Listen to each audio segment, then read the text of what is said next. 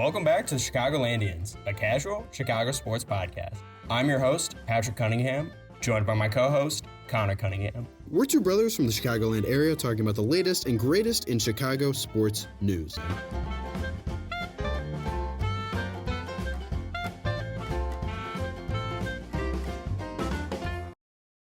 Welcome back to another episode of the Chicagolandians. I'm your host, Patrick Cunningham, joined as always by Connor Cunningham. Hello. And returning for today's episode, we have special guest Kevin Donahue. Kevin, you want to introduce yourself? Thank you, gentlemen, for having me be, I guess Michael and John are the recurring guests, but am I the first repeat guest? Other than them, you are the first repeat, yes. I'm honored. All right. Yeah, I know we're going to be talking about things we discussed on the last episode, so I'm ready to get on my soapbox and say that I was right. Let's get after it. Absolutely. For maybe new listeners, Kevin's last episode, we talked about the Chicago Bears stadium negotiations and the will they, won't they situation with Arlington Heights and then building a stadium in Chicago.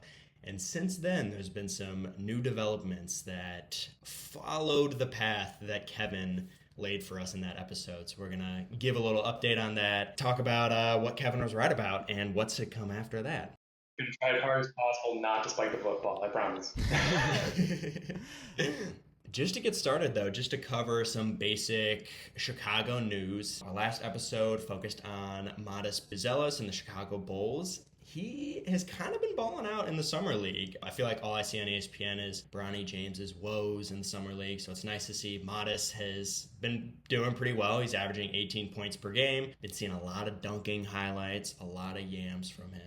Still only shooting 25% from three, so he's got to figure that out. But Connor, have you been watching any Buzelis clips? Yeah, I think he put up like 28 pretty recently. He had a really good game. Yeah. But I think his first game, just from the floor in general, not shooting great. But I think he's been able to produce numbers regardless of his shooting. So even when he's having bad days, he can still get to the line. And yeah, I feel like from what I've seen so far, I've been happy with how he's played. You guys just glossed over Bronny there for a second. I feel like I have time. What are you guys' thoughts on Bronny being drafted just because his father is LeBron James? Man. And Bronny probably could not have gotten onto the roster of the top power basketball rosters. I mean, it was newsworthy when he made 2 threes. Yeah. Like, that was news. Like, this guy is now expected, because of all the coaching changes. You think that kid is going to get playing time?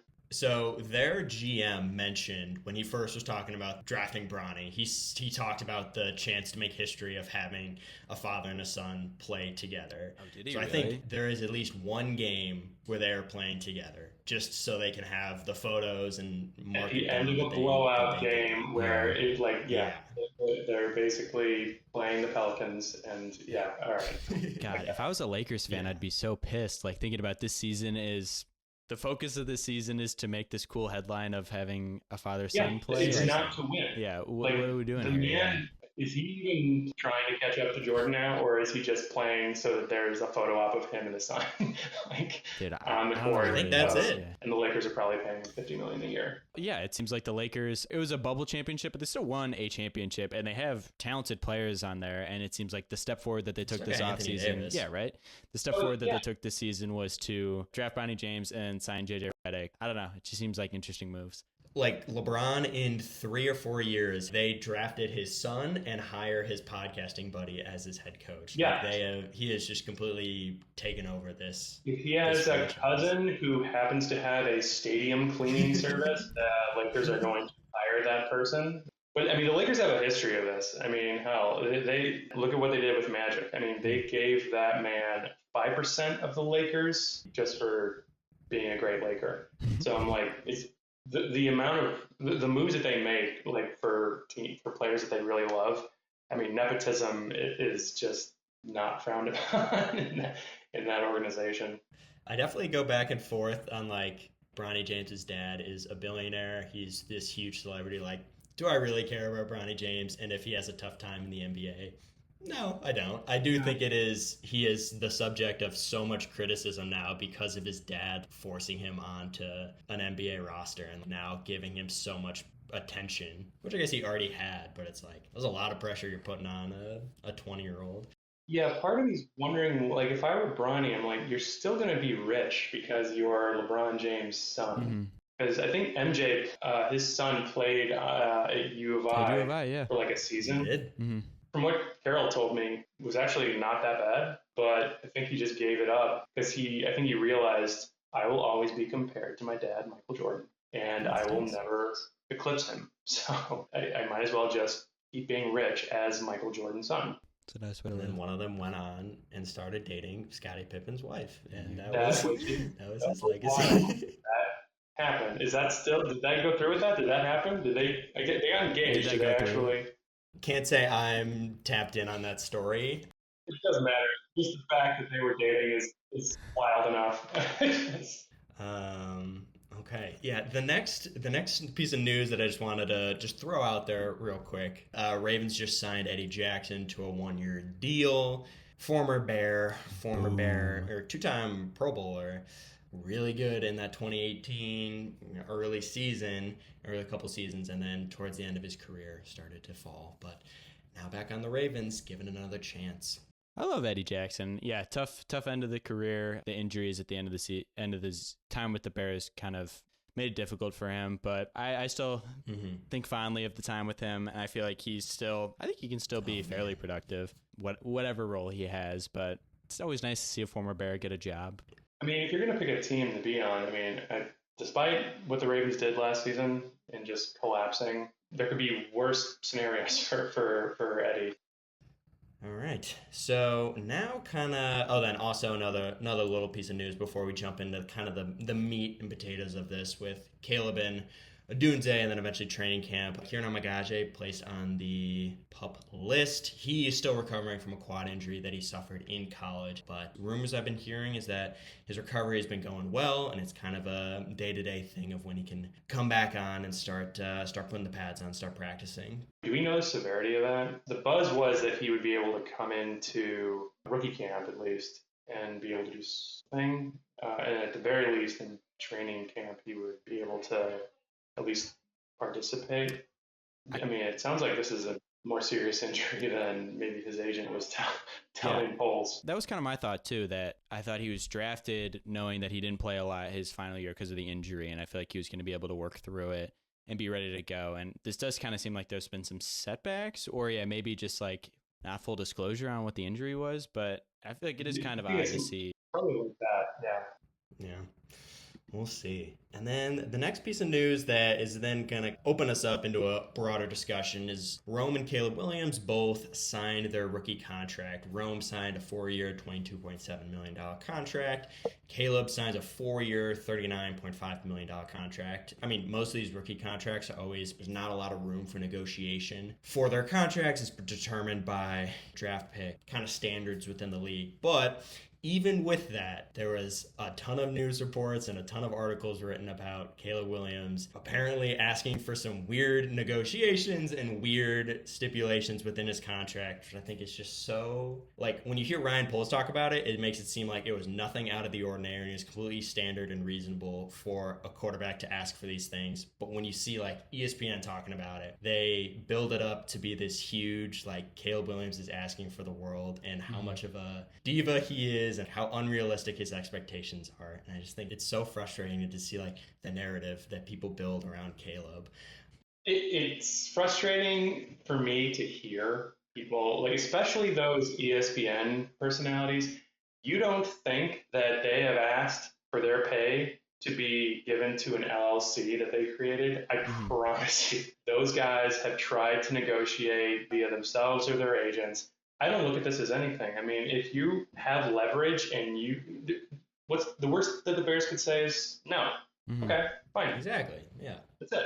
All right. But you're trying to maximize the amount of after-tax money you can get. Illinois is not the most tax efficient state to be in. Whatever, just ask. And whatever, they need something to buy that. And the dog days of summer, and it's All-Star week. they need something to fill space. Yeah, you can't ever get mad at a player trying to get his money. I feel like you can't get mad at that. Yeah, get as much as you can, man. Also, Bryce Young last year signed the 21st of July. So, like, it's not uncommon for first-round picks, especially first overall picks, take a little bit longer. I feel like there's just more that goes into the contract than a fifth-round pick that you're signing. It's more nuanced than that. And this has happened before, too. I remember Jaquan Brisker took a little bit to sign his contract. Roquan took until, like, August to sign his contract. He held out for a long time. So, like, this stuff happens, and then it becomes not news once they sign. So, I don't think it's too much of a thing. Yeah, I mean, the amount of just dead air that was filled up with, is this a problem? Rome and Caleb haven't signed yet. I'm like, okay, what is the scenario that you envision where they don't sign? The Bears own their NFL rights. All the talking heads that I've listened to, like, they don't have any follow-up to that. It's like, is this a problem? And you just go off on a rant about how, like, it's Caleb's personality. Like, they don't, like, lay out, okay, well, what happens if they don't sign? And the thing is, they're going to sign. When you're on that rookie deal, all rookies get signed to a 4-year contract. Some of them get a 5th-year option. And the first-round draft picks are basically limited to what the NFLPA dictated, which was this year just below $40 million all in. Caleb got that. It was all fully guaranteed. And there really wasn't any story there. I agree. Because they were going to sign. I mean, it's just like, they're holding out for nothing. It's like, okay, well, you either agree to this deal or you don't play in the NFL. Yeah, or that's it. Seriously. But that does lead to more talking head conversations that I see on ESPN that have now built up another story of Jaden Daniels versus Caleb Williams, trying to put the two of them against each other. I've seen clips on Get Up ESPN recently, and then clips from Booger McFarland, who, I'll just say, Booger is not even a real ESPN. His opinion holds no water, but still, it's frustrating to see. NFL commentators. Yeah, seriously. I've been seeing talks of people saying, like, don't be surprised if Jaden Daniels comes out and has a better rookie season than Caleb Williams. And then I've also been seeing people, especially on this clip I saw yesterday, this was infuriating. It was them talking about how it's actually a disadvantage for Caleb Williams to be surrounded by so many veterans and how he's going to be so structured and not be able to grow. Where Jaden Daniels, who is coming into the 26th ranked offense, one of the worst lines in the NFL, he's going to be given the freedom and the keys to the car and, like, going to force to rely on his athleticism and his arm talent, and that's going to develop. What tinfoil hat person was scraping the bottom of the barrel to come up with that take? Was that someone on like anything ESPN, or is that like? Yeah, it was on. Really? I don't know what Get Up ESPN is, but it has ESPN attached to it. Yeah, that is that's crazy reverse. I don't even know how to respond to that. Yeah, like, I felt like I was losing my mind watching a clip like that, where for the past 3 years, since we've drafted Justin Fields, all we've heard is how we ruined him because we surrounded him with a terrible team, and that develops bad habits. But now when it's Jaden Daniels, it's a positive for him. So the Commanders, as far as offensive weapons go, are ranked 28th. I think that because a lot of the new additions to the Bears are new, there wasn't a lot of grace given to these rankings, but they're 21st, gap of seven rankings. But as far as offensive line goes, this was one that was most shocking to me. Washington is number 27 in offensive line. The Bears are number 11, and that is with all of the unknowns that we still have with Bears O-line, okay? To say that Jaden Daniels is going, that's just a hot take. It makes no sense. It sounds like an RG3 crazy, thing to say. But given that they are the 5th worst offensive line for a new quarterback who is used to having an LSU level offensive line, I don't know how you have that take at all. Like, that sounds crazy to me. since there was the narrative of the Bryce Young to CJ Stroud thing, I feel like now it's become more common to be like, oh, maybe the number 2 picked quarterback is actually going to be the better quarterback. I feel like people keep trying to draw comparisons and draw lines between these two scenarios. And I feel like the Bears situation is just so much different with the situation that Caleb Williams is walking into. I feel like it's just very different. It's ever since Dan Orlovsky. Like, I feel like Dan Orlovsky has been hammering this Jaden Daniels take since October. Like, everyone loves saying that Jaden Daniels is the hotter quarterback, and I think I've just tried to learn to just shut it off and wait for August for us to come. But it is annoying. I mean, I think Jaden Daniels is talented. Yeah, I mean, don't get me wrong. For sure. Best player last year. I think the Commanders have probably the best quarterback that they've had probably since the early 90s. And yeah, you have this new competent owner who sounds like he's willing to open his pocketbook to actually like spend money to make the team better. But I mean, they still don't have the pieces, and I don't think they made a ton of moves in free agency. Signed off Sackler. No. Yeah. I mean, yeah, okay, that's something. But still, a lot of the core is from last season is still there. Mm-hmm. And, you know, based on the draft rankings, like 4th worst, I guess. Yeah. Technically. And two things can happen. They both can have successful seasons. Like, it doesn't. Totally. Yeah, right? Like, it doesn't have to be one at the fault of the other. Seriously. Yeah. Yeah, hell, look at Dan Marino. Yeah, right? Seriously. Man's in the Hall of Fame, never won a Super Bowl. Sam Howell was sacked 65 times last year. I think Jaden Daniels is going to get clobbered. I know, obviously, that athleticism is way different. Dave Butler has to have a higher number in one of those seasons, right? Like, is 65 a record, or I got to think Jacob sack record. Fields I think Fields was actually sacked more times than. That's possible too. Yeah. David Carr was sacked 76 times in his rookie season. Oh my God. Yeah. David Carr. In his rookie season, I don't know how he has the leg strength to. Wow. David Carr top 2 of the 3 most sacked seasons. Wow.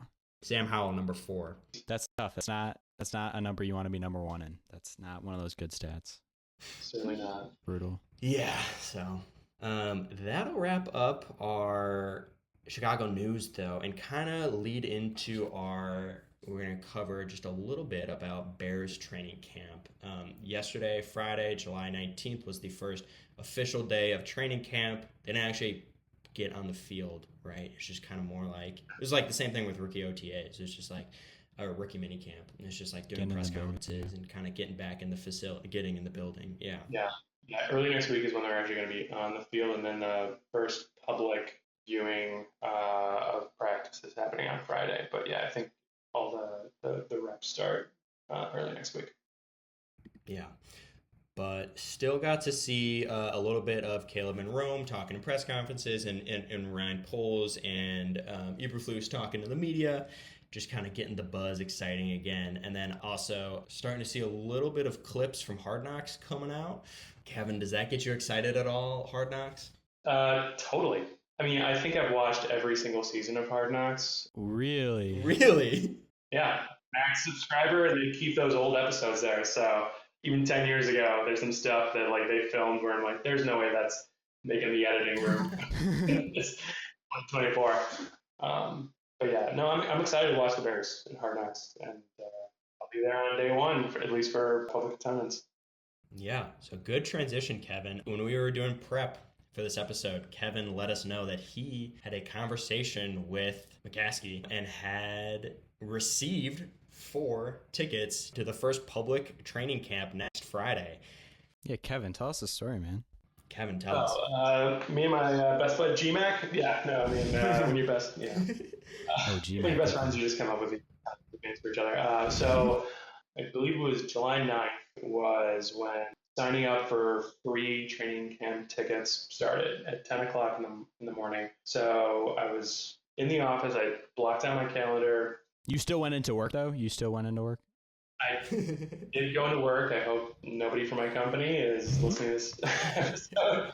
But I did set aside half an hour to be able to procured free tickets, but I got into the queue as early as possible. And then once the queue opened, gave me like the number. So like my number was like in the low 100s or something. And then after like maybe 20 minutes, it brought me to like where you can purchase it. I clicked purchase 4 tickets, and it said all these tickets have been sold out. So I sort of like frantically looked to see other days, even like weekdays, they were all the same thing. Like they would put you into a queue and say you have a number, but at the same time, I found out all of them were sold out. So they were still putting you into the queue, saying that you're in line, but all the people in line were basically being told the same thing. Yeah, it's sold out. I'm like, okay, this is very reminiscent of Ticketmaster based on what like Swift fans went through. And so I don't know what came over me. I just decided, you know what, write George McCaskey a letter.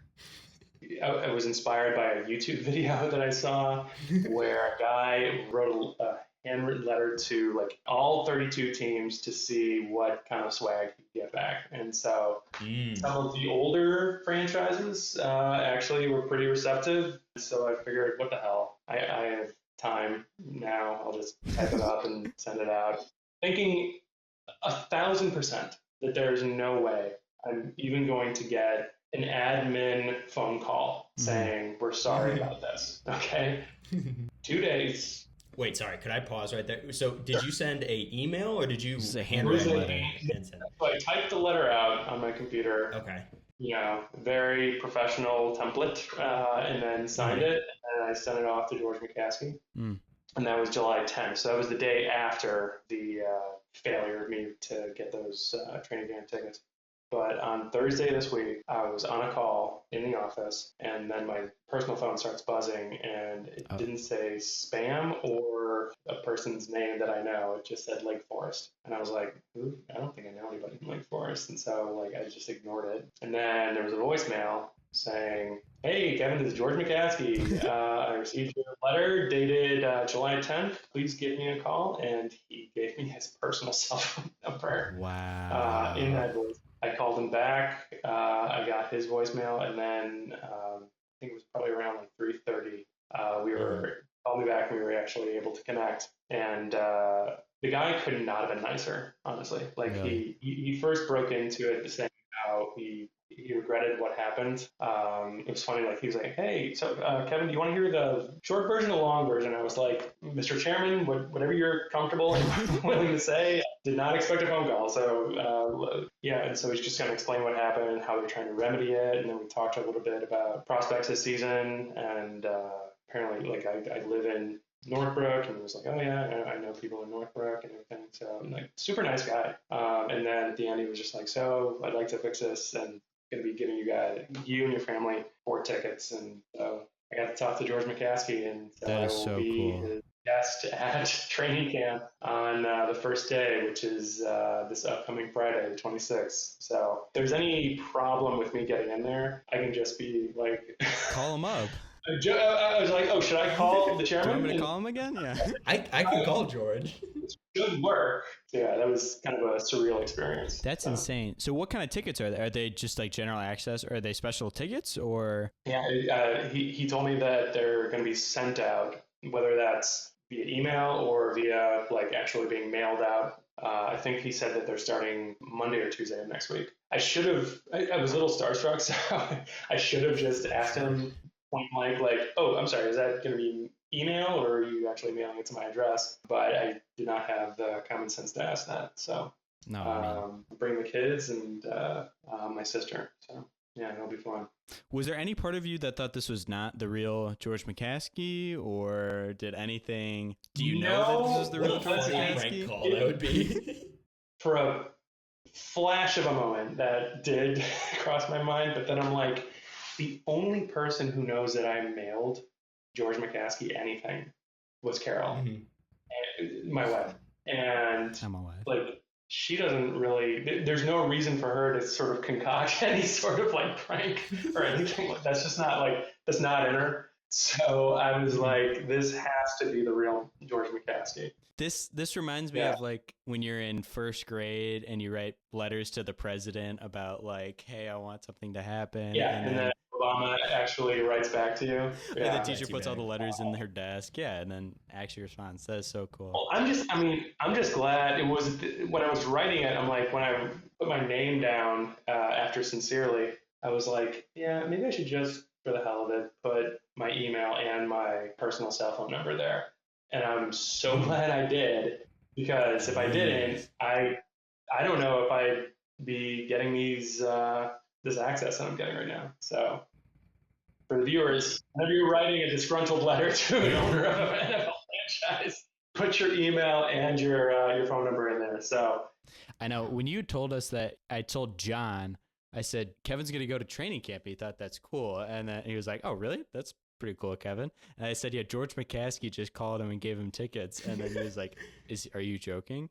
And then I said, I'm pretty sure he's serious. I should call him. I should call John this weekend and tell him the whole story. He'd probably lose his mind over that story. That was such a wild story. So cool. Yeah. Did you throw anything in about George? I think my legs still got a little left in them, or I think I could be an asset to the team in whatever capacity. George, I got a lot of great ideas. I could send you some tape if you want. Yeah, George, I could send you some mock drafts that I had. I played 13 years of organized ice hockey. I think, and I've never played football, I think I could be a great addition. I mean, we're best friends at this point. How about you let me make my case? And he said, Kevin, I want to give you my job. Do you have any grand plans for training camp, for things that you might do, players you might try to? Yes, I do. I have. Kevin's pulling out a big binder right now. This white Bears. Sorry for all the listeners. You cannot see this, but I have a white autograph-friendly Bears football. I have 2 Jeffries helmets, one orange, one blue. And I actually have this thing that I'm going to be sticking to. Wow. Those who are listening, this is basically a garden flag, which is probably 15 inches by 12 inches, which has Chicago Bears on it, which I'm going to put onto a clipboard and definitely have prepped for this occasion. Now, if Tyler Scott comes over and is like, hey, Kevin, I can sign anything, are you going to be like, Tyler, that's awesome, but maybe you sign the laces? Or... Is only a limited room on the football. Yeah, I mean, hell, even if Noah Sewell or Elijah Hicks comes over, I don't know. I'll still a signature's a signature. Those guys, could still make a name for themselves. But yeah, no, I'm definitely gonna use what I have and the cuteness of my children to try to procure those autographs. And they're so excited, and they don't know any of the players, and but I'm gonna try to prep them beforehand, and we'll see what kind of success I get. Yeah, no, the same way that I went really deep into the dark web to get all the intel for the last episode I was on about the stadium. Yeah, I'm going to be doing that same amount of work to think about what people I might be encountering, playing the long game, make my way to the front office. Yep. Kevin Warren is fired. I'm the new, president. Yeah. That's my realistic journey path. Well, yeah, you never know. Yeah, it's your 5 to 10 to 20-year plan to take over Where do you the see Bears. yourself in 5 years? Today. It starts on next Friday. Watch Game of Thrones. It doesn't happen in a week. So also in theme with preseason and training camp, Caleb and Eberflus have also been talking about his playing time and his development as a rookie and the kind of snap count he's going to see in his preseason game.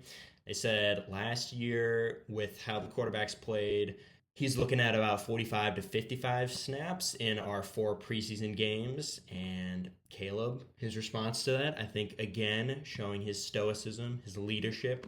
He said, those reps would be great. Those would be very valuable. But ultimately, I'm focused on playing the Chicago Bears defense. I'm focusing on the regular season, those games. But, I think as a selfish Bears fan, I'd love to see him play as much as he can in those preseason games. I remember last year we got to see Fields and DJ Moore throwing to each other. Their first pass, DJ Moore scored a touchdown, I think. It was pretty exciting. So as much as I can get him in preseason, God, I'm just excited.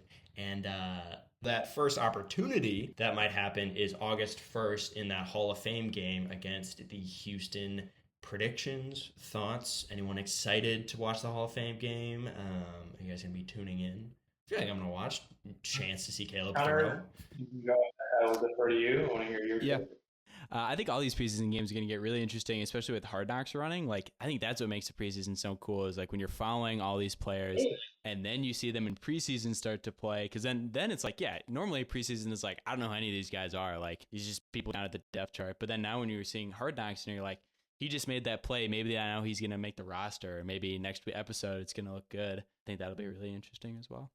No, I mean, I'm actually, I'm so sort of hyped for this season more than I think I've ever been that, yeah, I'll watch those preseason games, which I cannot say that I've ever said that in prior years, as long as I've been a viewer. Yeah. Okay, that'll wrap up our Bears training camp preview, and that's going to lead us into last section of the episode talking about Chicago Bears stadium updates. Last episode, where we left off with Kevin, I believe, your theory was that Kevin Warren was going to talk to Brandon Johnson, or their exchange and their bid for like trying to keep the stadium in Chicago was kind of just like a saving face measure to kind of for Johnson to say like, hey, I made an effort to keep the stadium in Chicago, and then hopefully kind of bait. Basically, I did more than Lori Lightfoot, my predecessor, to try to keep them exactly in because...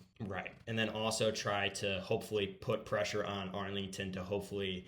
The whole debate is on the tax value of the land, right? I think Chicago wants to value at like $60 million, but Arlington wants to value it at like $120 million. So maybe that would put some pressure on them to get closer in negotiations. But following that episode, Connor, do you want to kind of give a little overview of where we are now? Yeah, so I feel like talks have kind of resumed again, as Kevin had alluded to. I know you mentioned earlier with a football spike here, but yeah, I feel like talks are continuing to go forward with the Arlington Heights plans. And also, simultaneously, I feel like Warren is still putting in efforts for the Chicago plan. As we could get to a little later, he had a formal meeting, or I guess it was a private breakfast meeting with Jerry Pritzker to talk about the Bears plan for the Chicago Lakefront Stadium. I think all of it is about keeping the wheels turning on these things. I think I'm too far removed to know where the actual movement is, what's going on behind the scenes, but at least from a fan's perspective, it still feels like those talks are going on. But also, I feel like the main thing is that Arlington has resumed and is continuing to be moved forward. And yeah, it seems like Warren is still, per reports, he's still trying to be aggressive in the timeline to get this deal done. But yeah, I think we time to pass to Kevin to get his opinion on this. Okay. Well, I mean, I selfishly think that I was proven right. What drives me nuts is though that before our last episode where we talked about this, what was on the horizon in the near term was those renderings, I think. That they basically took Allegiant Stadium and hired some computer graphics intern to say, take this, put some blue and orange on the side of it. It looked like the laziest Hail Mary, for a football reference, to try to get people who are big fans. No one will ask questions. They'll just be hypnotized by that amazing stadium and, t-ball games going on and soccer games, and people are like, having fun. I'm like, that. This is not, like, everybody knew this was a fantasy, basically, and it wasn't realistic. Then they put out the financials. They said that the debt that's currently on the first renovation should be repurposed in a high interest rate environment, which any homeowner knows that's ridiculous. You would never want to refinance debt right now. And the fact that they did not do any, like before that press conference, they apparently didn't even talk to the governor, didn't talk to anyone in Springfield. I mean, it looks like it's dead in the water. I mean, I don't think Kevin Warren understood the politics of Illinois or Chicago. I think that he thought that if he gets this new mayor's backing, that he actually might have a chance, because if they were serious about it, they actually would have looked at the other areas of Chicago. Like I think it was even a recommendation by Friends of the Park. Look at this abandoned hospital space. It has plenty of space. And if they had done that, then they might have actually been able to come up with a baseline for negotiation, but they don't even have that now. Kevin, what is you're in favor of Arlington Heights, right? Like, does that get you excited, or where are you at with like actual? Yeah, absolutely. I think that most of the suburban area would be fine because Arlington Heights, easy to access, even if you're from from the far south suburbs. I mean, I feel like the Bears fans have been starved of true, robust tailgating experience because the Waldron lot is not big.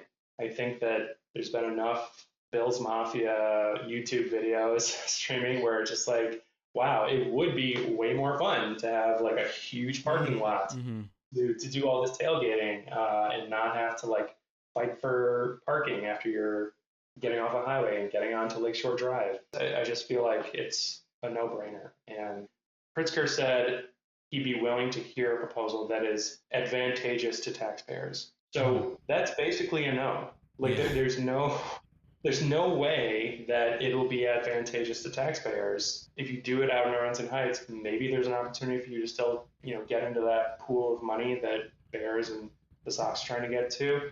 And so, I think that when you do a cost benefit analysis, it just makes sense to just do Arlington Heights. Yeah, you're gonna have to pay more out of your own pocket, but the long-term, value of the franchise and what you're going to be able to get out of it, it makes total sense from an intrinsic value perspective. Sorry if that was a little bit too finance perfect. nerdy in the weeds, but Kevin, that's what you're here for. I guess just to recap, the Bears were going to front $2.3 billion that they were putting up, and then I was looking for a $430 million in outstanding debt. This is the refinancing from Soldier Field and guaranteed rate. But it's just like this financing project. I feel like seems so abstract and difficult. And as Pat, as you said, Pritzker saying he called this a billionaire vanity project of building the Chicago Stadium, which, if you're saying that on the record, I mean, that basically, just back away.